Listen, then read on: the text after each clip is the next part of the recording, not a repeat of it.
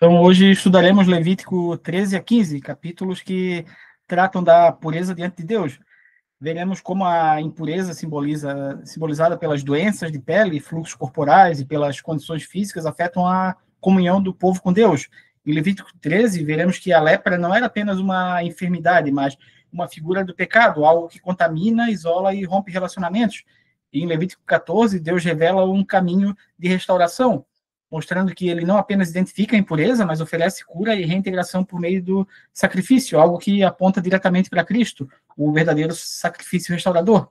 E, por fim, em Levítico 15, vamos aprender que até as áreas mais íntimas e naturais da vida estão sob o olhar santo de Deus, que chama o seu povo para viver em pureza integral.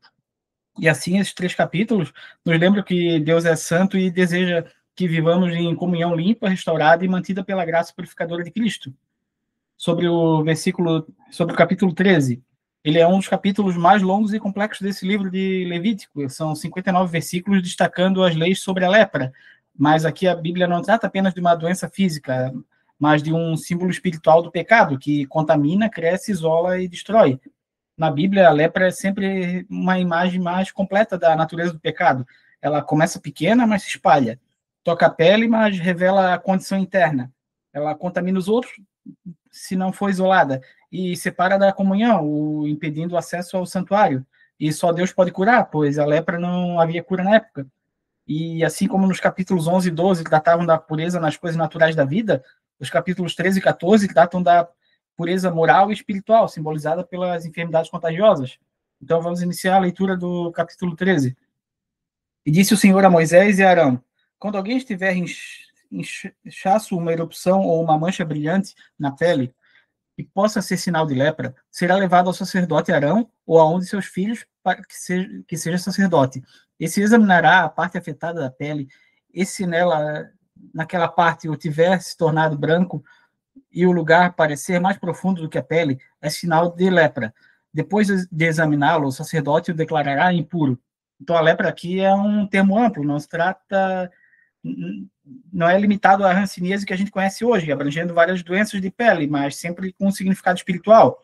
A pessoa com suspeita precisa ser examinada pelo sacerdote, pois somente os homens chamados e consagrados podem discernir entre a pureza e a impureza. Então, é interessante observar os 2 sinais principais da lepra espiritual: o pelo branco, o sinal da morte da vida natural, e a praga mais profunda que a pele. O mal é interno, não é superficial. Isso é um retrato do pecado que vai além da aparência, é algo que atinge a natureza e revela a corrupção interna. Verso 4. Se a mancha na pele for branca, mas não parecer mais profunda do que a pele, e sobre ela o pelo não estiver se tornado branco, o sacerdote o porá em isolamento por 7 dias. No 7º dia, o sacerdote o examinará, e se verificar que a parte afetada não se alterou nem se espalhou pela pele, o manterá em isolamento por mais 7 dias. Ao 7º dia, o sacerdote o examinará de novo, e se a parte afetada diminuiu e não se espalhou pela pele, o sacerdote o declarará puro. É apenas uma erupção. Então ele lavará suas roupas e estará puro. Mas se depois que se apresentou ao sacerdote para ser declarado puro, a erupção se espalhar pela pele, ele terá que se apresentar novamente ao sacerdote. O sacerdote o examinará e, se a erupção estivesse espalhada pela pele, ele o declarará impuro, trata-se de lepra. Então, a sabedoria de Deus, ela aparece aqui. Nem tudo que parece pecado, ele é. E nem tudo que parece pequeno deixa de ser perigoso também. O sacerdote isola a pessoa por 7 dias. É um tempo de observação. Se a mancha não crescer, é apenas uma enfermidade comum. Mas se ela se espalhar, ela é lepra espiritual. O pecado, ele é progressivo. Ele cresce se não for tratado. A observação, esse período aqui, ele representa o tempo de reflexão, arrependimento e a intervenção de Deus. Quando alguém apresentar sinal de lepra, será levado ao sacerdote. Esse o examinará, e se houver inchaço branco na pele, o qual tenha tornado branco o pelo, e se houver carne viva no inchaço, é lepra crônica na pele, e o sacerdote o declarará impuro. Não o porá em isolamento, porquanto já está impuro. Aqui aparece uma situação mais grave ainda. A lepra é inveterada, ou seja, uma ferida antiga que voltou à tona. A carne viva indica a corrupção interior, a inflamação profunda, algo que nunca foi curado completamente. Espiritualmente é como o pecado do passado, que a pessoa nunca tratou de verdade. Culpa, vícios, traumas, hábitos destrutivos que reaparecem. e quando o pecado é antigo e profundo, não há 7 dias de teste, a impureza é declarada imediatamente. E por que disso? Porque o perigo é real e imediato. Se a doença se alastrar, recobrir toda a pele da pessoa infectada, da cabeça aos pés, até onde é possível ao sacerdote verificar, esse a examinará, e se observar que a lepra cobriu todo o corpo, ele a declarará pura. Visto que tudo tenha ficado branco, ela está pura. Olha só que interessante. Se a lepra cobrir todo o corpo, a pessoa é declarada limpa. E o porquê disso? Porque a lepra totalmente espalhada revela que não há mais carne viva. Ou seja, não há mais resistência, orgulho, ocultação ou fingimento. A pessoa está completamente exposta e consciente da sua condição de pecador. É como pecador que deixa de se esconder e reconhece totalmente que é caído. Para esse é um perdão, a possibilidade de restauração. E Jesus disse isso de outra forma lá em Mateus 9,12, quando ele disse que não são os sãos que precisam de médicos, mas os doentes. O arrependimento total abre a porta para a cura completa. Mas quando nela aparecer carne viva, ficará impura. Quando o sacerdote vir a carne viva, ele a declarará impura. A carne viva é impura, trata-se de lepra. Se a carne viva retroceder e a pele tornar-se branca, a pessoa voltará ao sacerdote. Esse a examinará, e se a parte afetada tiver se tornado branca, o sacerdote declarará pura a pessoa infectada, e então estará pura. A carne viva, ela representa o grande obstáculo da cura espiritual, a parte da pessoa que ainda resiste diante de Deus. É o orgulho, a rebeldia, a teimosia, o auto-engano. Enquanto houver carne viva, há impureza. Mas quando essa carne viva se torna branca, purificada, quebrantada, então a pessoa é declarada limpa. O coração precisa morrer para o orgulho para viver para Deus. Quando alguém tiver uma ferida purulenta na sua pele e ela sarar, e no lugar da ferida aparecer um inchaço branco ou uma mancha avermelhada, ele se apresentará ao sacerdote. Esse examinará o local, e se parecer mais profundo do que a pele e o pelo ali estiver se tornado branco, o sacerdote o declarará impuro. É sinal de lepra que se alastrou onde havia ferida. Aqui a gente vê uma verdade espiritual muito forte. Há feridas antigas que podem voltar e adoecer a alma. Uma úlcera que parecia curada passa a apresentar novos sinais, inchaço, um brilho estranho, manchas profundas. Nem tudo que parece curado realmente foi sarado. Há dores antigas que, se não forem tratadas, voltam como contaminação espiritual. E os sinais da impureza são os mesmos já estudados. A profundidade mais funda do que a pele, algo que afeta o interior, e o pelo branco, símbolo da morte espiritual. Ou seja, se a ferida antiga mostra sinais de morte ou podridão, o sacerdote deve declarar o homem impuro. Mas se quando o sacerdote o examinar não houver nenhum pelo branco e o lugar não estiver mais profundo do que a pele e tiver diminuído, então o sacerdote porá em isolamento por 7 dias. Se de fato estiver se espalhado pela pele, o sacerdote o declarará impuro, é sinal de lepra. Mas se a mancha não tiver se alterado nem se espalhado, é apenas a cicatriz da ferida, e o sacerdote o declarará puro. Aqui Deus mostra que nem toda recaída é lepra espiritual, algumas coisas são apenas cicatrizes. Por isso o sacerdote ele encara por 7 dias o tempo de observação e discernimento e espera. O servo de Deus precisa aprender a diferenciar entre uma cicatriz, algo que já foi curado, e uma recidiva, o que voltou a contaminar. E aqui a gente vê que se não há pelo branco, não há morte espiritual, e se não é profundo, não atingiu o coração. Se não se espalha, não é lepra. Então é declarada apenas uma cicatriz e o homem é limpo. Quando alguém tiver uma queimadura na pele e uma mancha avermelhada ou branca aparecer na carne viva da queimadura, o sacerdote examinará a mancha, e se o pelo sobre ela tiver se tornado branco e ela parecer mais profunda do que a pele, é lepra, que surgiu na queimadura. O sacerdote o declarará impuro, é sinal de lepra na pele. Agora, Deus trata das queimaduras, feridas causadas pelo fogo. Espiritualmente, elas representam traumas intensos, como humilhações, abusos, perdas devastadoras, ofensas graves, decepções profundas, traumas emocionais e espirituais. E quando um trauma aparece, ele pode se manifestar como amargura, rancor, ira, falta de perdão, o espírito abatido. Se a queimadura apresenta profundidade pelo branco, é sinal de lepra espiritual. O trauma virou uma contaminação. Mas se o sacerdote examinar a mancha e nela não houver pelo branco, e esta não tiver mais profunda do que a pele e tiver diminuído, então o sacerdote o porá em isolamento por 7 dias. No 7º dia, o sacerdote o examinará. E se a mancha tiver se espalhado pela pele, o sacerdote o declarará impuro, é sinal de lepra. Se, todavia, a mancha não tivesse alterado, nem se espalhado pela pele, mas tiver diminuído, é inchaço da queimadura e o sacerdote o declarará puro. É apenas a cicatriz da queimadura. Então, Deus mostra que nem toda dor se transforma em lepra. Algumas queimaduras se tornam apenas marcas para a vida, não uma fonte de contaminação. A diferença entre a cicatriz e a contaminação é vista em três critérios aqui: a profundidade, que não atinge o interior, não é lepra; os sinais de morte, sem pelo branco não há contaminação; e o crescimento, se não se espalha, é apenas uma cicatriz. A marca pode existir, mas não domina, não destrói nem cresce. Ela está lá, mas não contamina. Quando um homem ou mulher tiver uma ferida na cabeça ou no queixo, o sacerdote examinará a ferida, e se ela parecer mais profunda do que a pele, e o pelo nela for amarelado e fino, o sacerdote declarará impura aquela pessoa, é sarna, isso é lepra da cabeça ou do queixo. Em Israel, a cabeça ela representa o governo, a autoridade, a razão, a mente, e o rosto representa a maturidade, a dignidade e o respeito social. E a contaminação nesses lugares ela simboliza problemas na mente, pensamentos impuros, ideias destrutivas, a confusão espiritual, problemas também de identidade, de autoestima, da ferida, da vergonha, e o problema também da autoridade espiritual, os líderes contaminados na mente e no caráter. Então, Deus manda examinar todos esses sinais. A profundidade, mostrando o enraizamento, e o pelo amarelo e fino, que simboliza fraqueza, morte e degeneração. Quando o pecado atinge a mente e a identidade, ele é mais destrutivo ainda. A contaminação na cabeça fala de crises internas profundas, da insegurança, do orgulho, da confusão, da imoralidade mental.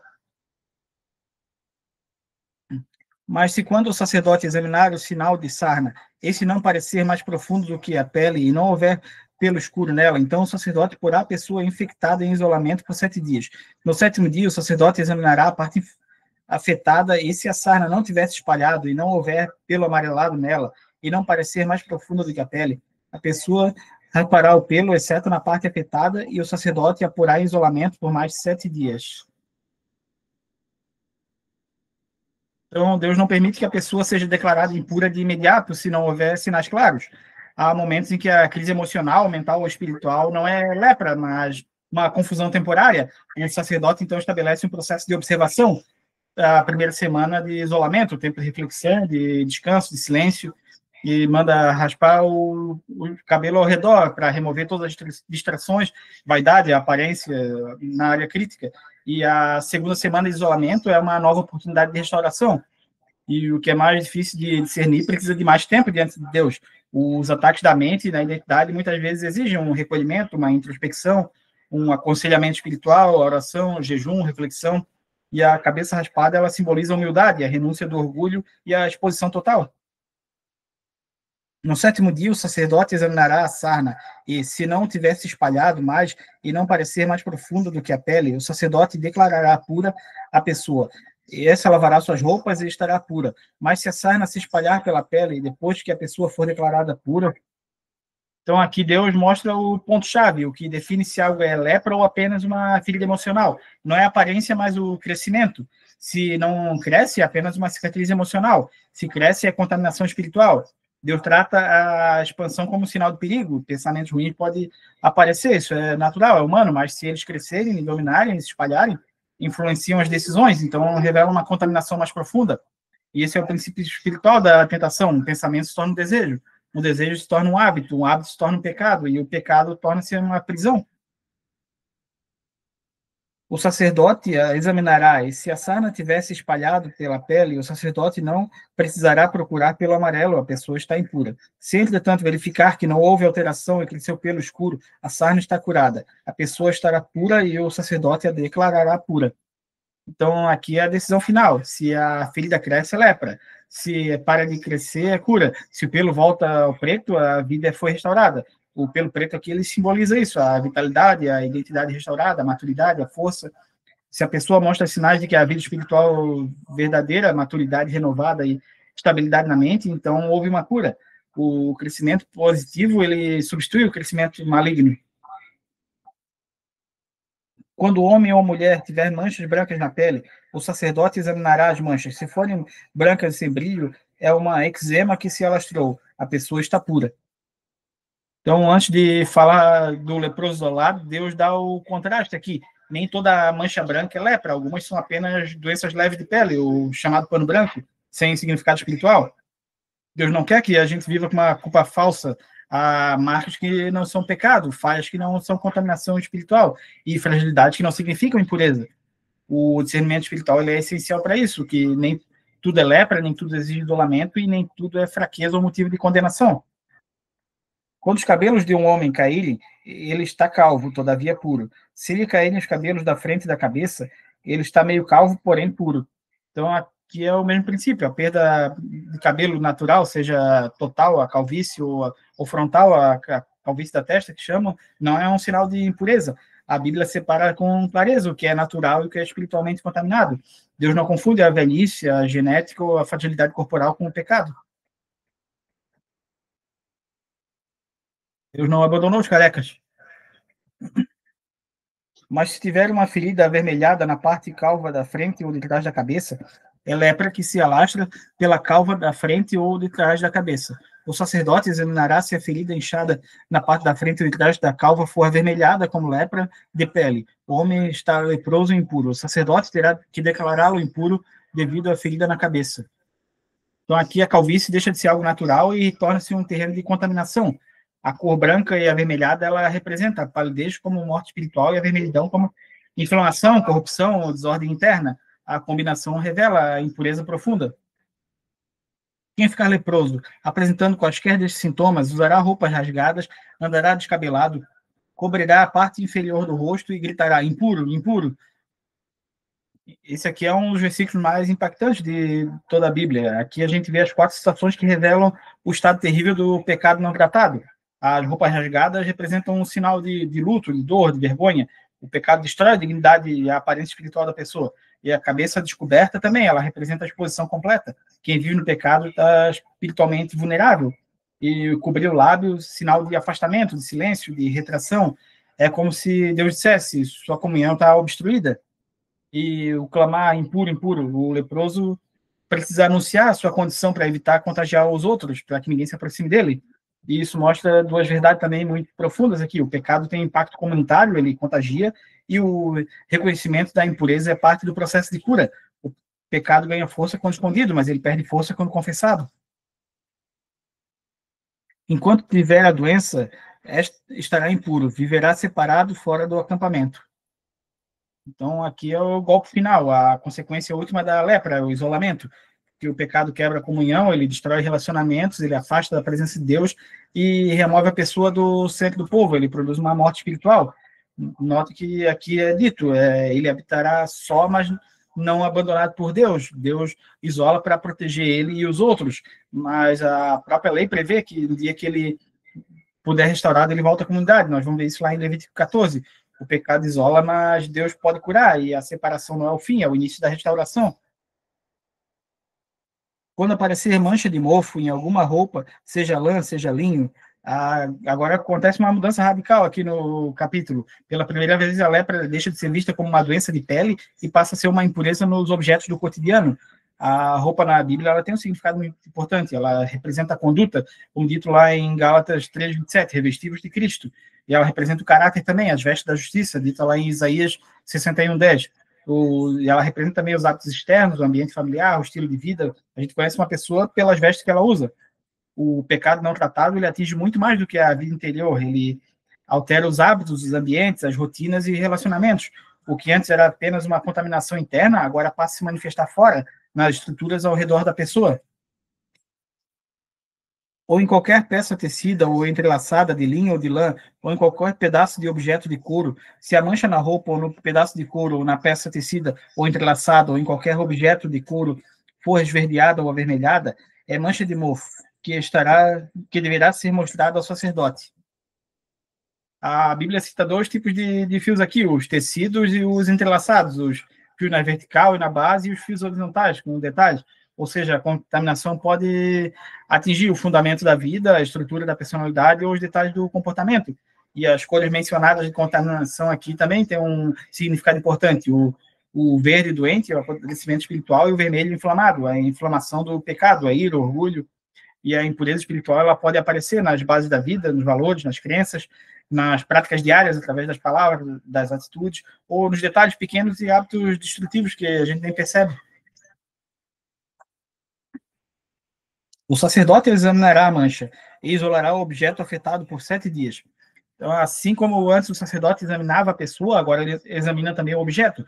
Isso mostra que para Deus não basta tratar o indivíduo, é necessário tratar o ambiente em que ele vive, os hábitos que ele veste diariamente, a cultura familiar, os padrões comportamentais, os relacionamentos. Deus cura a pessoa, mas também purifica o ambiente onde ela vive. Há roupas espirituais que precisam ser examinadas. Músicas que ouvimos, conteúdos que consumimos, conversas que temos, amizades que mantemos, práticas domésticas, tradições familiares, tudo isso precisa ser examinado. No 7º dia, examinará a mancha, e se ela tivesse espalhado pela roupa ou pela peça tecida ou entrelaçada ou pelo pedaço de couro, qualquer que seja o seu uso, é mofo corrosivo, o objeto estará impuro. Ele queimará a roupa ou a peça tecida ou entrelaçada, ou qualquer objeto de couro que tiver mancha, pois é mofo corrosivo, o objeto será queimado. Mas se quando o sacerdote examinar a mancha não tivesse espalhado pela roupa ou pela peça tecida ou entrelaçada, ou pelo objeto de couro, ordenará que o objeto afetado seja lavado, e então ele o isolará por mais 7 dias. Aqui a gente tem 3 etapas: o isolamento, onde a roupa é separada por 7 dias, simbolizando ou refletir sobre nossos hábitos; o exame após o período, se a contaminação cresceu, não há o que fazer, ela deve ser destruída; e a lavagem, se não cresceu, não se destrói, mas é lavada, ela é purificada. Isso mostra que há hábitos que devem ser isolados, evitados temporariamente, ou lavados, purificados pela palavra e destruídos, eliminados completamente. Depois de lavado o objeto afetado, o sacerdote o examinará. E se a mancha não tiver alterado de sua cor, ainda que não tenha espalhado o objeto, será impuro. Queime-o com fogo, quer o mofo corrosivo tenha se afastado de um lado do objeto, quer do outro. Se quando o sacerdote o examinar, a mancha tiver diminuído depois de lavado o objeto, ele cortará a parte afetada da roupa ou o pedaço de couro ou da peça tecida e entrelaçada. Mas se a mancha ainda aparecer na roupa ou na peça tecida ou entrelaçada, ou no objeto de couro, é mofo que se alastra, e tudo o que tiver mofo será queimado com fogo.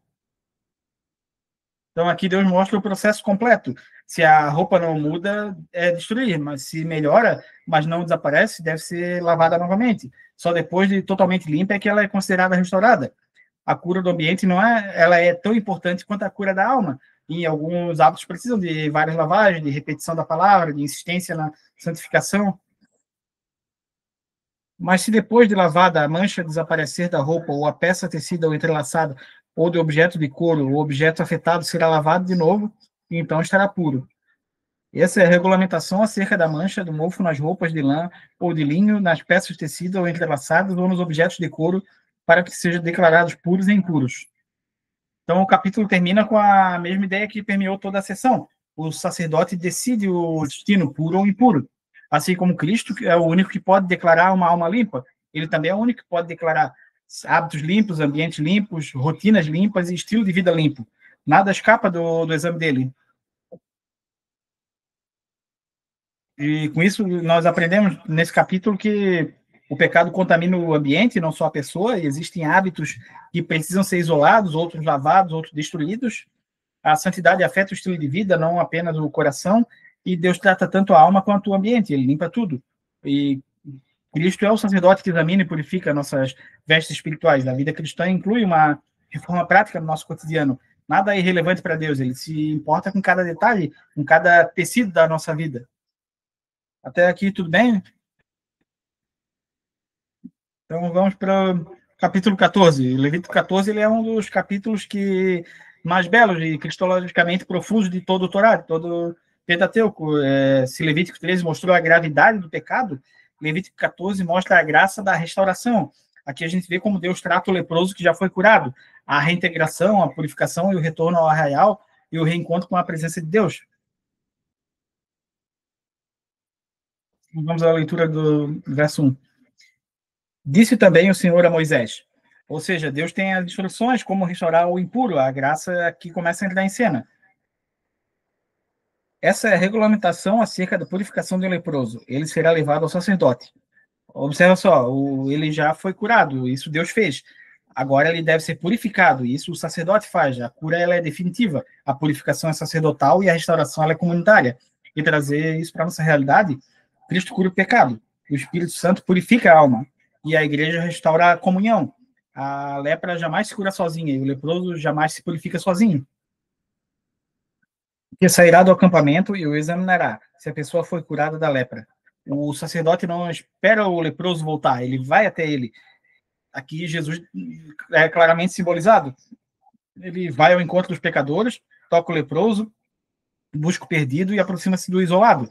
O sacerdote examina, mas antes de examinar, ele vai até o doente. A restauração não começa com o homem tentando chegar até Deus, mas com Deus chegando ao encontro do homem. O sacerdote ordenará que 2 aves puras, vivas, um pedaço de madeira de cedro, um pano vermelho e um ramo de isopo sejam trazidos em favor daquele que será purificado. Então o sacerdote ordenará que uma das aves seja morta numa vasilha de barro com água da fonte. Então pegará a ave viva e molhará com o pedaço de madeira de cedro, como pano vermelho, e com o ramo de isopo do sangue da ave morta em água corrente. 7 vezes ele aspergirá aquele que está sendo purificado da lepra e declarará puro. Depois soltará a viva em campo aberto. Aqui a gente tem um dos símbolos mais claros do Evangelho no Antigo Testamento, 2 aves vivas. Uma será morta, simbolizando a morte de Cristo na cruz, e a outra será solta, simbolizando a ressurreição e a vida nova. O cedro aqui ele é uma madeira resistente e nobre, ele simboliza a majestade. O pano vermelho, com essa cor, ele representa o sangue, o símbolo da redenção. E o isopo era uma planta utilizada para aspergir o sangue, ele é o símbolo da fé que amplia a purificação. E todo esse conjunto forma uma imagem perfeita, com sangue, cruz, vida nova, renascimento, libertação. A ave ela é sacrificada sobre a água corrente. A água corrente ela simboliza a vida, a água viva, pureza contínua. Então a viva ela é mergulhada no sangue da ave morta. Simboliza que a vida nova do cristão nasce do sangue na cruz. O leproso ele é aspergido 7 vezes também. O 7 é o número da plenitude, da purificação completa. A viva, a gente viu que ela vai ser solta num campo aberto, simbolizando a liberdade, a restauração e a comunhão retornada. Isso ensina que a purificação do pecador só acontece pelo sangue da morte de Cristo, pela vida nova de Cristo ressuscitado, pela fé aplicada no isopo espiritual e pela libertação para uma vida renovada. Aquele que estiver sendo purificado lavará suas roupas, raspará todos os seus pelos e se banhará com água. Assim estará puro. Depois disso, poderá entrar no acampamento, mas ficará fora de sua tenda por 7 dias. No 7º dia, raspará todos os seus pelos, o cabelo, a barba, as sobrancelhas e o restante dos pelos. Lavará suas roupas e banhará o corpo com água, então ficará puro. Depois do sacrifício simbólico que aponta para Cristo, agora vem a resposta humana. O lavar as roupas, mudar o hábito, o estilo de vida, raspar todos os pelos, remover as velhas identidades, vaidades, aparências, banhar-se na água, que é o batismo, a renovação, a obediência, e voltar ao arraial, mas ficar fora da tenda por 7 dias. A reintegração ela vai ser progressiva. O leproso entra no arraial, mas não em casa. A restauração é por etapas. No 8º dia, pegará 2 cordeiros sem defeito e uma cordeira de 1 ano sem defeito, com 3 jarros da melhor farinha amassada com óleo como oferta de cereal, e uma caneca de óleo. O sacerdote que faz a purificação apresentará ao Senhor a entrada da tenda do encontro, tanto aquele que estiver para ser purificado, como as suas ofertas. No 8º dia, que é o dia da nova criação, tudo começa de novo. O que estava morto recebe um novo começo. E aqui os 3 animais representam os 2 cordeiros como o sacrifício pelo pecado, o holocausto, um cordeiro, a oferta pacífica, a farinha e o azeite como consagração e o jarro de azeite como a unção especial. A purificação do pecado ela não é barata, é profunda, completa e cara. E a restauração ela envolve isso, ela envolve o perdão, a adoração, a consagração, a unção e a comunhão. Então o sacerdote pegará um dos cordeiros e o sacrificará como oferta pela culpa. Com a caneca de óleo, ele os envolverá perante o Senhor como gesto ritual de apresentação, e matará o cordeiro no lugar santo, onde são sacrificadas a oferta pelo pecado e o holocausto. Como se dá com a oferta pelo pecado, também a oferta pela culpa pertence ao sacerdote, a Santíssima. Então a purificação começa com o sacrifício pelo pecado, mostrando que a lepra espiritual não é apenas uma doença, mas uma ofensa moral a Deus. O cordeiro oferecido, ele representa Cristo, sem defeito, entregue por nós e morto no lugar da nossa impureza. O leproso não ofereceu seu sacrifício, o sacerdote que oferece. E assim como a salvação não depende das obras do pecador, mas do sacrifício de Cristo. O sacerdote porá um pouco de sangue da oferta pela culpa na ponta da orelha direita daquele que será purificado, no polegar de sua mão direita e no polegar de seu pé direito. Então, isso aqui é muito significativo, porque é exatamente o mesmo ritual de consagração do sacerdote que a gente viu lá em Levítico 8, revelando que o leproso ele é restaurado e é consagrado como sacerdote para Deus. Lembrando que os 3 pontos eles representam a orelha direita como ouvir a palavra, obedecer, o polegar da mão direita as obras, as ações, os ministérios, e o pé direito os caminhos, as decisões e o rumo da vida. O Deus não restaura apenas o leproso para ele voltar ao normal, mas restaura para uma dedicação completa a ele, novos ouvidos, novas mãos, novos caminhos. Então o sacerdote pegará um pouco do óleo da caneca e o derramará na palma da sua própria mão esquerda. Molhará o dedo direito no óleo que está na palma da mão esquerda e com o dedo aspergirá 7 vezes perante o Senhor. O sacerdote ainda porá um pouco do óleo restante na palma de sua mão, na ponta da orelha direita daquele que está sendo purificado, no polegar da mão direita e no polegar do pé esquerdo, em cima do sangue da oferta da culpa. O óleo que restar na palma da sua mão, o sacerdote derramará sobre a cabeça daquele que está sendo purificado e fará propiciação por ele perante o Senhor. Então aqui a gente tem a segunda camada desse ritual. Primeiro veio o sangue, agora vem o óleo. O sangue purifica, o óleo capacita, o sangue restaura, o óleo consagra. O sangue remove a lepra e o óleo enche com o Espírito Santo. As aplicações do óleo aqui são nos mesmos pontos, revelando que os ouvidos agora são ungidos, sensíveis ao Espírito Santo, as mãos são ungidas, capacitadas pelo Espírito Santo, os pés ungidos, caminhos guiados pelo Espírito Santo e, finalmente, o óleo é derramado sobre a cabeça, simbolizando a autoridade, a alegria e a unção total. A restauração não é apenas um perdão, mas também uma capacitação espiritual. Então, o sacerdote sacrificará oferta pelo pecado e fará propiciação em favor daquele que está sendo purificado de sua impureza. Depois disso, o sacerdote matará o animal do holocausto e oferecerá sobre o altar com oferta de cereal, e assim fará propiciação pelo ofertante, o qual estará puro. A restauração ela termina com a oferta pelo pecado, o perdão, o holocausto, que é a entrega total, a oferta de manjares, que é a dedicação diária, e a oferta pacífica, que é a comunhão restaurada. Esses 4 sacrifícios revelam que o perdão, a consagração, o serviço e a comunhão é o ciclo completo da vida cristã. É a mesma sequência do culto que a gente viu lá nos capítulos 1 e 3. Deus restaura o leproso, colocando ele de volta na adoração completa. A restauração verdadeira culmina nisso, em adoração. O leproso não volta apenas para o arraial, ele volta para o culto.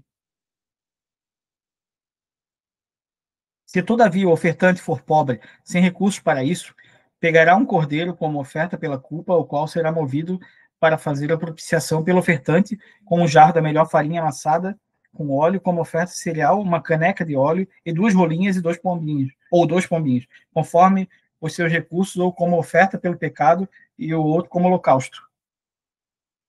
Então, Deus aqui deixa bem claro que o pobre não precisa oferecer os 3 animais, como o rico. Ele traz um único cordeiro, não 2, e 2 rolinhas e pombinhos como substituição mais barata. Deus nunca exige do pobre aquilo que ele não pode dar, mas ele nunca dá ao pobre um ritual inferior ou uma purificação menor. A purificação aqui ela é a mesma, o perdão é o mesmo, a unção é a mesma, e a consagração também é a mesma. No 8º dia, o ofertante postará para a purificação ao sacerdote e a entrada da tenda do encontro perante o Senhor. O sacerdote pegará o cordeiro da oferta pela culpa com uma caneca de óleo e os moverá perante o Senhor como gesto ritual de apresentação. Mesmo sendo pobre, no 8º dia é o mesmo, os dias de espera são iguais. A nova criação é oferecida igualmente, o sacerdote oferece o mesmo sangue e o mesmo azeite. Deus não rebaixa o pobre, ele iguala ao rico pela graça. O sacerdócio de Cristo é isso, é uma nova vida e uma unção do Espírito, tudo é igual. Matará o cordeiro da oferta pela culpa e pegará um pouco do sangue e o porá na ponta da orelha direita daquele que está sendo purificado, no polegar da mão direita e no polegar do seu pé direito. Então, aqui é o ponto crucial. O pobre não recebe a mesma aplicação do sangue. O pobre, ele recebe a mesma aplicação do sangue do rico. Não é um ritual simplificado, não é uma versão reduzida, free, enquanto a do rico seria uma premium, plus, uma diamond, que ocorre a mesma consagração.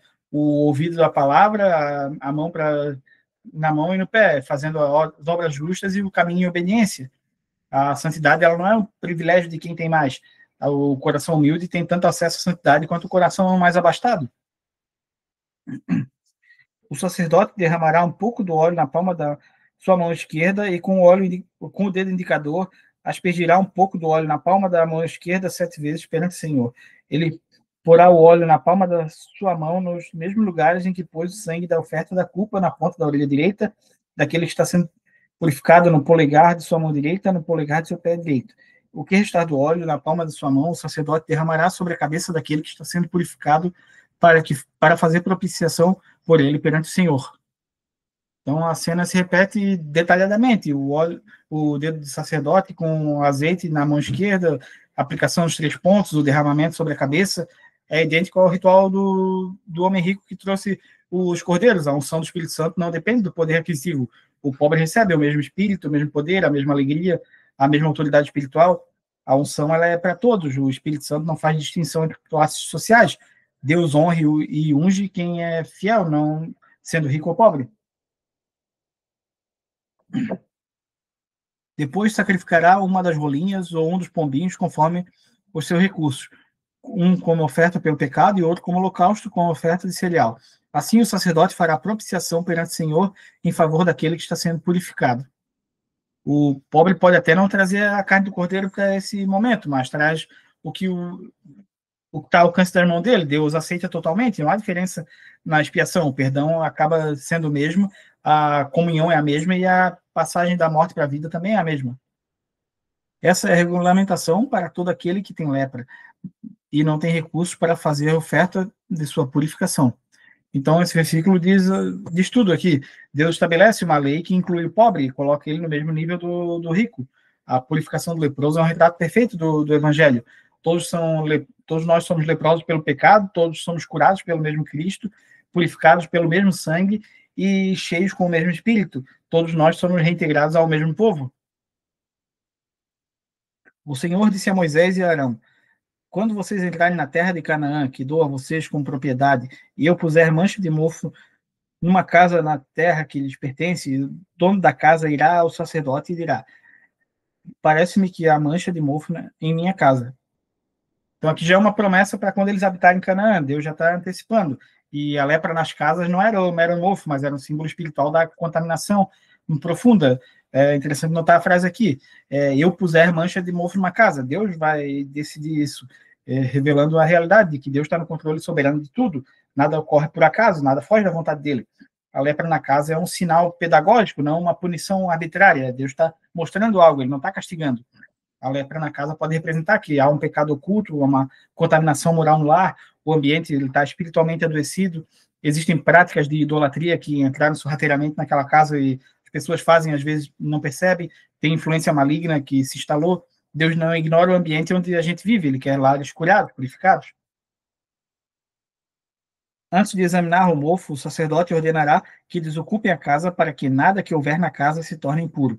Depois disso, o sacerdote irá examinar a casa e examinará as manchas nas paredes e, se nelas forem esverdeadas ou avermelhadas e parecerem mais profundas do que a superfície da parede. Então, o sacerdote precisa entrar na casa vazia, sem distrações, sem móveis escondendo as rachaduras, tem que tirar tudo que tem dentro da casa. Deus não cura casas que estão cheias demais para serem examinadas. Então, o sacerdote, com isso, ele vê se tem manchas esverdeadas, simbolizando a putrefação, inveja, tóxicos emocionais, ou manchas vermelhas, que simbolizam ira, violência, contenda. Para Deus lidar com a casa, às vezes é necessário esvaziar. O esvaziamento tira rotinas, hábitos, distrações e permite que a palavra entre e a avalie. O sacerdote sairá da casa e deixará fechada por 7 dias. No 7º dia, voltará para examinar a casa. Se a mancha se houver espalhado pelas paredes da casa, então a casa entra em quarentena também. Às vezes Deus interrompe movimentos, rotinas, ritmo para curar. 7 dias é o tempo completo e perfeito, revelando que Deus trabalha no tempo certo e existem contaminações que exigem espera e discernimento. Não se cura com pressa, nada é feito sem um processo correto. E existem lares que não precisam ser destruídas, apenas tratadas com o tempo, com silêncio, com a vigilância. Ordenará que as pedras contaminadas pelas manchas sejam retiradas e jogadas no local impuro fora da cidade. Fará que a casa seja raspada por dentro e que o reboco raspado seja jogado no local impuro fora da cidade. Depois colocarão outras pedras no lugar das primeiras e rebocarão a casa com barro novo. Então, se a lepra continuar, Deus manda arrancar a pedra, raspar a parede, substituir os materiais. Não basta só esconder a sujeira, é preciso tratar a raiz, simbolizando que preciso remover hábitos destrutivos, mudanças de estruturas tóxicas, romper alianças pecaminosas, renovar dinâmicas familiares, substituir padrões antigos por novos. A casa ela é restaurada quando as pedras contaminadas são removidas. Se as manchas tornarem a alastrar-se na casa, depois de retiradas as pedras e de raspada e rebocada a casa, o sacerdote irá examiná-la. E se as manchas espalharem pela casa, é mofo corrosivo. A casa está impura. Ela terá que ser demolida, as pedras, a madeira e todo o reboco da casa, tudo será levado para o local impuro fora da cidade.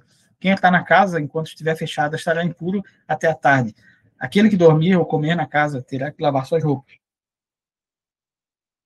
Então, aqui é o ponto mais sério. Algumas casas não podem mais ser reformadas, precisam ser derrubadas e reconstruídas. Não, a gente não está falando da destruição física hoje, mas espiritual. Há ambientes que são completamente dominados pelo pecado, estruturas malignas, ciclos abusivos, relações violentas, pactos espirituais profundos, e Deus diz que se reconstruir não cura, derruba e começa de novo. Há ambientes que não podem mais ser habitados espiritualmente sem essa renovação.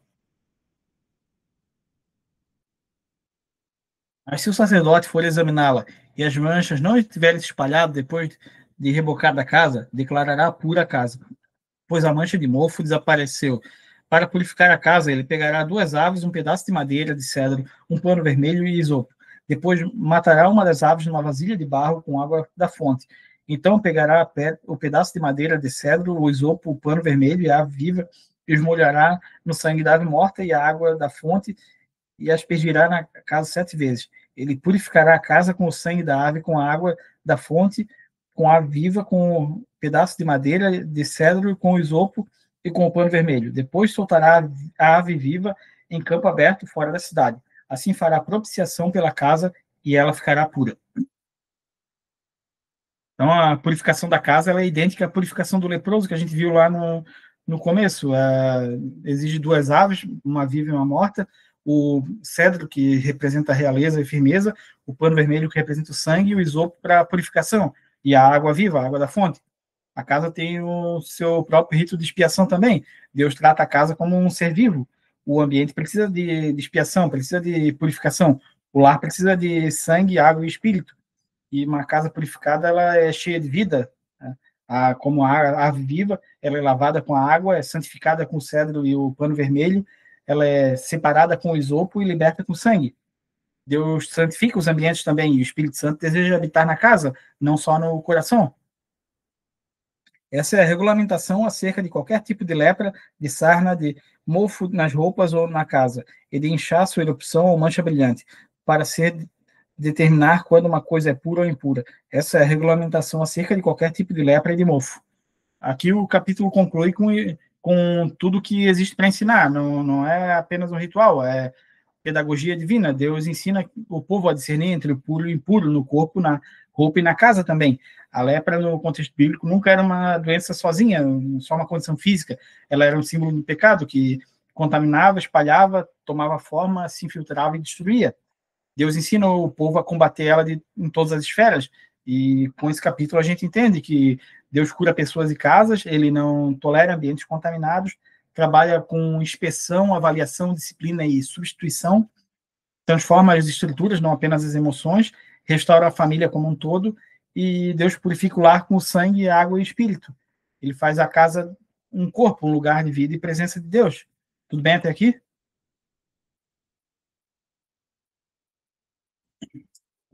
Então, vamos ao capítulo 15. O capítulo 15 ele é um dos capítulos mais práticos, ao mesmo tempo que mais espiritualizado de todo o Torá, porque aqui Deus ensina que a santidade não é apenas para o templo, mas para o cotidiano, a intimidade, o corpo, a rotina diária. E eu diria que esse capítulo é um capítulo chamado de Tire as Crianças da Sala. Vamos à leitura, então. Disse o Senhor a Moisés e a Arão: digam o seguinte aos israelitas: quando um homem tiver um fluxo que sai do corpo, o fluxo é impuro. Aqui Deus começa com algo extremamente humano. O corpo adoece, tem secreções anormais, inflamações, doenças íntimas, e em vez de ignorar, condenar ou espiritualizar esses problemas, Deus orienta, dá um caminho de purificação e mostra que o corpo faz parte da vida espiritual.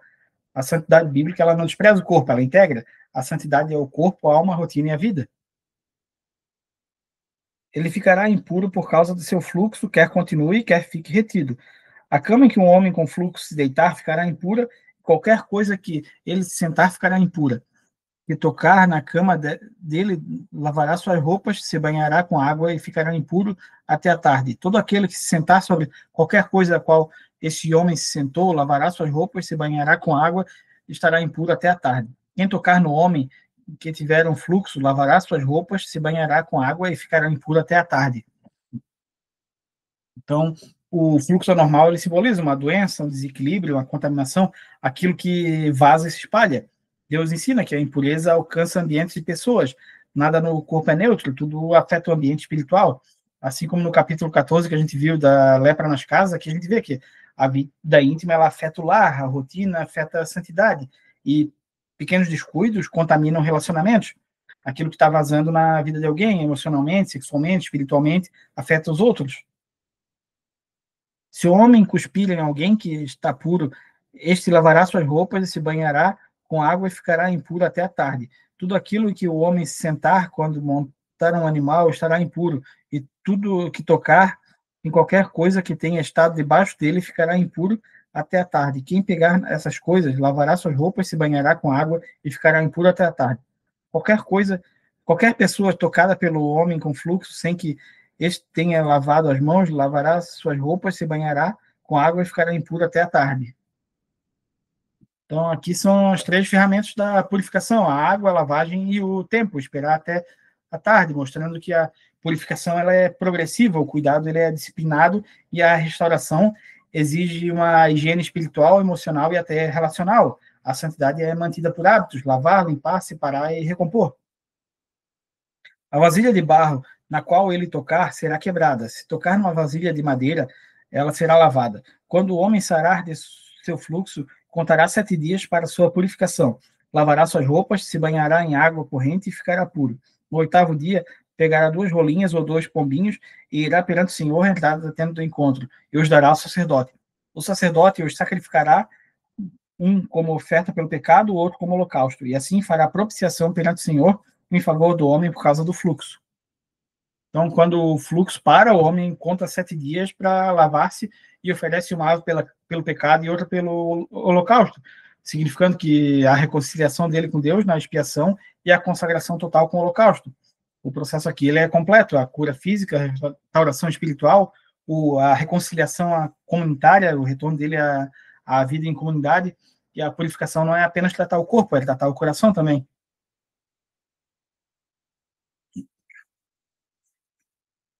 Quando de um homem sair sêmen, banhará todo o seu corpo com água e ficará impuro até a tarde.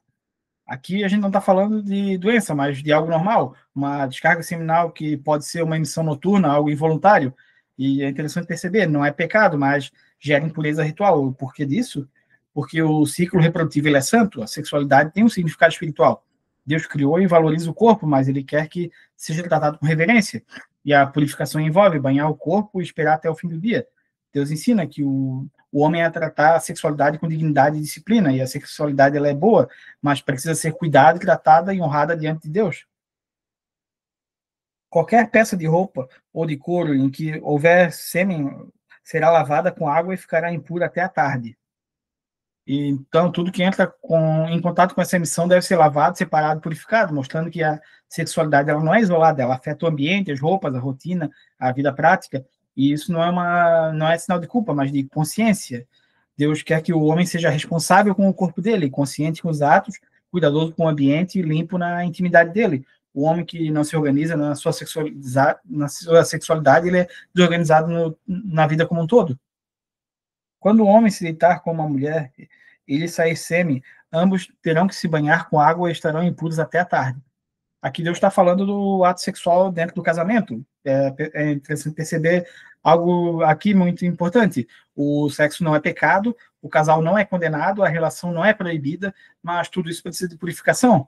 E por que eles precisam? Porque no sexo envolve o pacto, envolve a união dos corpos e almas, mexe com o sagrado na vida. A impureza mencionada aqui não é moral, mas ela é ritual, apontando para um tempo de pausa, um recolhimento, a santidade após a intimidade. Em resumo, o sexo ele é limpo, mas não é banal. É santo, mas precisa ser tratado com reverência. Deus honra o casamento, mas exige que o casal trate o sexo com dignidade e pureza. Quando uma mulher tiver fluxo de sangue que sai do corpo, a impureza de sua menstruação durará 7 dias, e quem nela tocar ficará impuro até a tarde. Aqui Deus estabelece 7 dias de separação ritual. O toque, a impureza cerimonial temporária, ninguém pode tocar nela, mas isso não é sinal de culpa moral ou pecado. É essencial isso para entender que a impureza aqui não é sobre o pecado, mas sobre o ritual, a pedagogia e os limites. Assim como o homem com fluxo normal, lá do começo do capítulo, tem certos cuidados que a mulher tem que ter, um tempo de pausa, um cuidado com o corpo, o descanso, a proteção, e a palavra-chave aqui ela é separação. Não é o isolamento social ou humilhação, é um espaço para um descanso fisiológico, um equilíbrio emocional, um cuidado do corpo, uma higiene adequada. Deus valoriza a mulher e o corpo dela e os ciclos. Ele criou esse tempo litúrgico de respeito e descanso. Tudo sobre o que ela se deitar durante a sua menstruação ficará impuro, e tudo sobre o que ela se sentar ficará impuro. Todo aquele que tocar em sua cama lavará suas roupas e se banhará com água, e ficará impuro até a tarde. Quem tocar em alguma coisa sobre a qual ela se sentar, lavará suas roupas, se banhará com água e estará impuro até a tarde. Quer seja a cama, quer seja qualquer coisa sobre a qual ela estivesse sentado. Quando alguém nisso tocar, estará impuro até a tarde. Então, mais uma vez, aqui não é moral, é cerimonial. As regras cerimoniais ensinavam esses princípios espirituais através das situações físicas. A impureza se estende à cama, a móveis, objetos, pessoas que tocam os objetos. Isso não significa que a mulher seja suja, que o toque dela seja pecaminoso ou que ela seja rejeitada. Significa que Deus está ensinando Israel a ser consciente na vida cotidiana. E aqui a gente vê dois princípios profundos. A vida íntima afeta o ambiente. A menstruação requer cuidado de higiene. Deus está ensinando sobre a responsabilidade ambiental e sanitária. E tudo isso tem um impacto espiritual. Assim como o homem com fluxo simboliza algo que escapa do corpo, o ambiente do lar deve refletir a ordem, o cuidado, a pureza, até nos detalhes. Se um homem se deitar com ela e a menstruação nele tocar, estará impuro por 7 dias. Qualquer cama sobre a qual ele se deitar estará impura. Então, aqui Deus protege a mulher, o casal e o ato sexual. Ter relação sexual durante o fluxo menstrual não é um pecado mortal, mas é uma impureza ritual prolongada, porque havia risco maior de infecção, era uma questão de higiene e envolvia sangue, que na Bíblia sempre é o símbolo de vida e santidade. E, novamente, não é sobre culpa, é sobre consciência, cuidado e respeito. Deus está dizendo, respeite o ritmo dela, proteja a sua saúde, honre o corpo feminino e veja o sexo como algo santo, não um bruto ou egoísta. A santidade aqui inclui aprender a respeitar o corpo e os limites do outro. Se a mulher tiver fluxo de sangue por muitos dias fora de sua menstruação normal, ou um fluxo que continue além desse período, ela ficará impura enquanto durar o corrimento, como nos dias de sua menstruação. Aqui não é o ciclo menstrual normal, é algo involuntário, prolongado, inexplicável, cansativo, socialmente limitante e emocionalmente desgastante.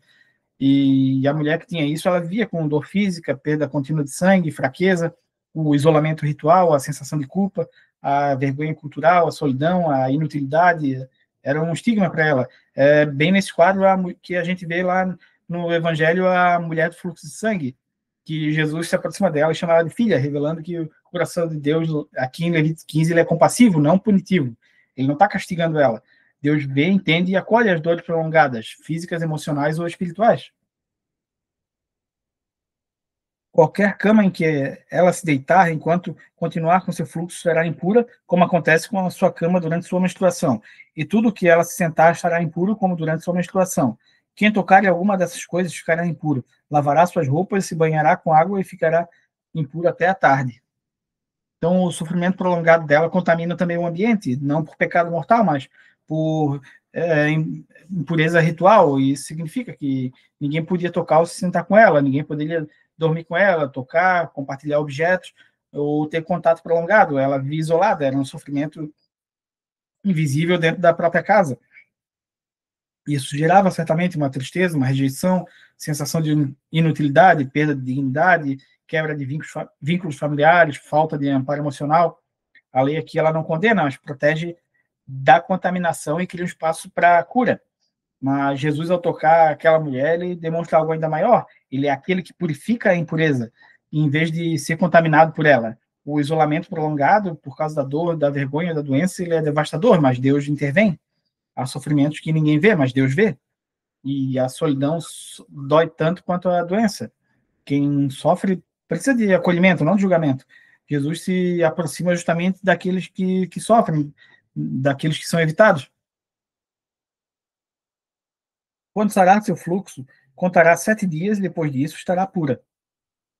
Então, assim como o homem, a mulher espera 7 dias, lava o corpo e se prepara para ser reintegrada. E o processo é o mesmo, a dignidade, a higiene, o respeito, a reinserção completa na sociedade. Deus não diz, ela está imunda demais, ela é complicada demais, ela sofreu tanto tempo. Deus diz, eu vou restaurar ela totalmente. As dores prolongadas não anulam a graça prolongada de Deus também. E a cura começa quando Deus encerra esse ciclo de dor. O sofrimento ele não é eterno, Deus abre a janela de cura. E quando o fluxo para, começa uma nova história. Cada ciclo de dor tem também um ciclo de restauração. No 8º dia, pegará 2 rolinhas ou 2 pombinhos e os levará ao sacerdote, na entrada da tenda do encontro. O sacerdote sacrificará um como oferta pelo pecado e outro como holocausto, e assim fará propiciação em favor dela perante o Senhor, devido à impureza do seu fluxo. Então a mulher traz uma ave pelo pecado e outra pelo holocausto. E, de novo, isso não significa que a hemorragia era pecado. Significa que toda a purificação do Antigo Testamento culmina na restauração e na comunhão. O holocausto representa esse novo começo, a entrega renovada, devoção, alegria, aliança restaurada. E assim como o pobre do capítulo 14, Deus não exige ofertas grandes, muito caras. Os pássaros eram mais acessíveis, mais baratos. Deus não exige muito de quem sofreu muito. Apenas um coração que se volte para ele. Mantenha os israelitas separados das coisas que se tornam impuros para que não morram por contaminar com sua impureza no seu tabernáculo, que está entre eles. Então aqui Deus explica o porquê. A impureza corporal pode se espalhar.